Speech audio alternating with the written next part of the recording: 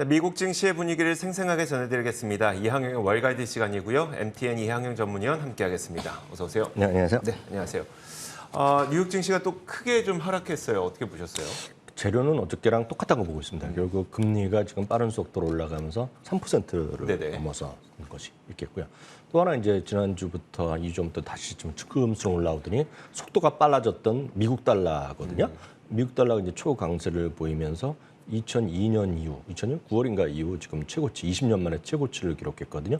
이것들이 결국 어우러지면서 3대 지수 모두 하락하는 네. 제법 더 많이 떨어졌죠. 나스닥이 지금 2.5% 떨어졌고요. 다우지수, S&P 500 같은 경우 지금 2% 조금 넘나들게 떨어졌잖아요. 이 정도는 6월 16일 이후 최대폭으로 떨어졌기 때문에 그만큼 시장이 이제 부담이 또 되는 구간까지 왔고요. 어제도 말씀드렸다시피 넘어야 될 선을 제때 못 넘었기 때문에 지금 이런 일이 또 벌어지고 있다는 것도 다시 잠시 후에 말씀드리겠습니다. 11개 섹터 모두 하락했고요. 특히 이제 금리에 대한 부담이 상대적으로 크다는 거. 그래서 우리 시청자분들뿐만 아니라 개미 투자가들 미국에서도 로빈 후더들이 제일 많이 갖고 있는 것이 기술주, 커뮤니케이션, 이미 소비재 이런 쪽이거든요. 이런 쪽들이 오늘 상대적으로 하락폭이 컸습니다. 변동성 지수라서 빅스라고 하실 것 같습니다. 빅스라고 적으로 이제 공포 지수라고 읽는 건데요. 급반등하면서 15.8%나 급등했고요. 10년물 금리 말씀드렸던 대로 3%를 넘게 올랐습니다. 3.03% 수준 됐고요. 미국 달러도 잠시 보여드리면 2002년 가을 이후, 9월 이후 최고 수준까지 올라가면서 109포인트까지 거의 근접하는 모습이 되겠습니다. 유가는 다만 소폭 하락했고요. 휘발유 가격이 이제 10주 연속 하락하는 것 정도는 또 도움이 되는 거지만 올겨울에 지금 유럽이나 이런 데 큰 걱정거리 있는 거 아닙니까? 그렇죠. 지금 천연가스요. 천연가스 가격은 다시 고공행진하면서 결국 9월달 지난달에 고점을 넘어섰습니다. 그러면서 2008년 7월 이후 최고 수준까지 올라갔습니다. 그래서 미국은 또 미국대로 이번에 7월, 8월에 인플레이션 피크라고 얘기하고 있지만 영국 같은 경우는 내년 1월, 2월에 피크라는 얘기를 하면서 뭐 10% 중반까지 갈 수 있다는 얘기 하거든요. 그러니까 이런 것들이 결국 미국과 유럽의 약간 느끼는 온도 차에 올 겨울에 대한 걱정들이 약간 다르다라고 일단 이해하시면 좋겠네요. 알겠습니다. 자, 종목별로 한번 보겠습니다. 종목별로는 뭐 전반적으로 하락하긴 했습니다만 거기에서 몇 가지 이슈가 있는 기업들만 좀 올랐던 것 같거든요. 어떤 기업이 있었을까요? 일단 500여 개 S&P 500 주식 중에서 24개 외에는 전부 다 떨어졌습니다. 네네. 그나마 천만다행인 것은 지금 시간에서 약간 좀 반등을 하고 있지만 큼은 없겠고요. 이거가 하여튼 전부 다 시뻘건 거 아닙니까? 그만큼 주시장이 좀 좋지 않았다라고 보셔야 되겠고요.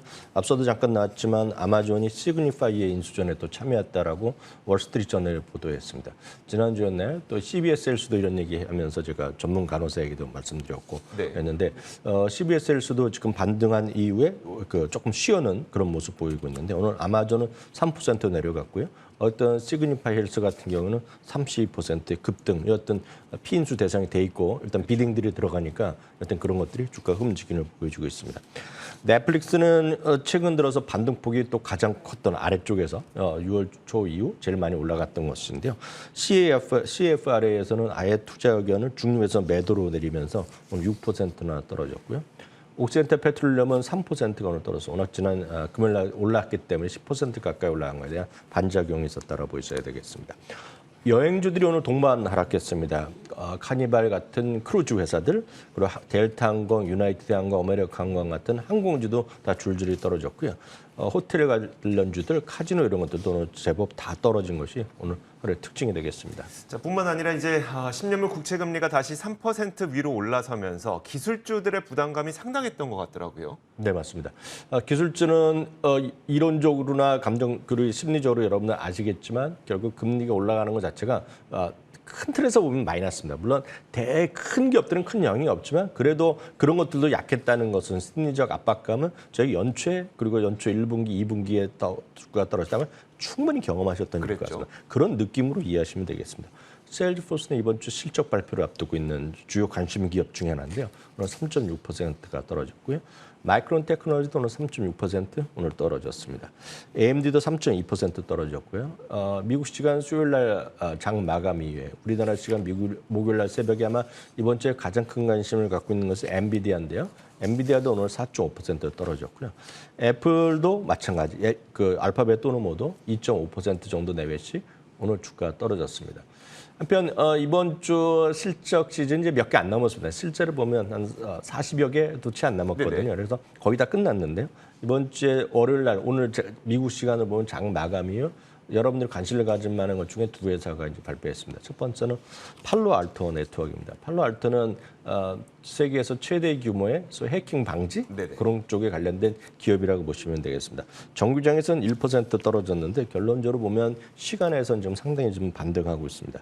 주당 이익도 생각보다 좋게 나왔고요. 매출도 좋게 나왔는데요.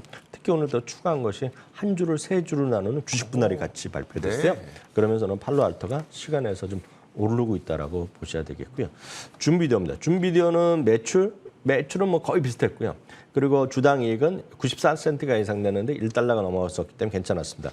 그렇지만 가이던스를 낮췄거든요. 가이던스를 낮추면서 실망감이 오면서 주가가 이제 정규장에서도 떨어지고 시간에서도 6, 7%가 떨어지고 있는데 오늘 이제 가이던스를 눈높이를 낮추면서 여러 가지 얘기를 했지만 그중에서 가장 눈에 띄는 건 역시 달러에 대한 부담. 네네. 이것이 오늘 또 포인트였고 오늘 시장 상황과 딱 맞아 떨어지는 그런 얘기였다라고 이해하시면 되겠습니다. 알겠습니다.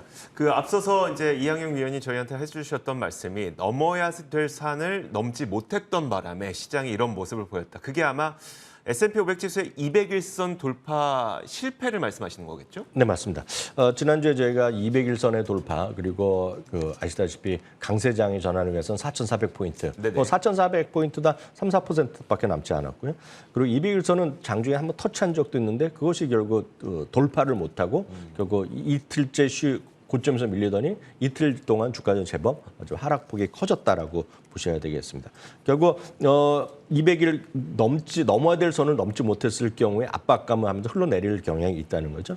결국 이제 그것이 200일 선이 하락 추세에 있고 고점이 결국 낮아지는 시기에 이랬을 경우 딱 요즘 같은 시기인데요. 이런 시기에는 항상 부담이 있었다는 것을 구겐하임에서 지금 얘기를 하고 있고요. 이런 것들이 2008년 당시에 리만 사태 직후에 이런 경우가 있었다는 얘기합니다. 당시 요즘 주식시장에서 약간 약세론자들은 2007년, 8년, 9년의 그래프와 지금의 그래프를 그대로 똑같이 비교하는 분이 많이 있거든요. 근데 그런 분도 다 이런 선이죠. 이 당시에도 200일선이 하락하는 모습이었고 딱 이게 2008년 당시인데요.